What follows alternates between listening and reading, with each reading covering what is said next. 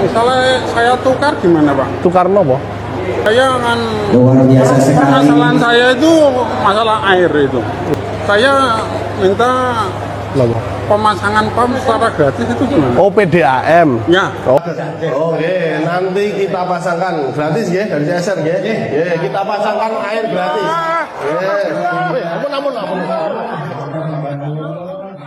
Kisah mengharukan datang dari seorang warga Desa Pusu, Kecamatan Wedi, Klaten bernama Sukristanto yang berani menyampaikan isi hatinya langsung di hadapan pejabat daerah.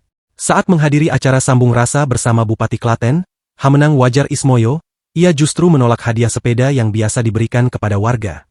Sukristanto mengaku tidak terlalu membutuhkan kendaraan tersebut dan memilih mengajukan satu harapan sederhana berupa sambungan air bersih untuk rumahnya. Ia mengungkapkan cerita pilu bahwa selama bertahun-tahun keluarganya terpaksa mengandalkan air sumur yang sering berbau dan kurang layak digunakan.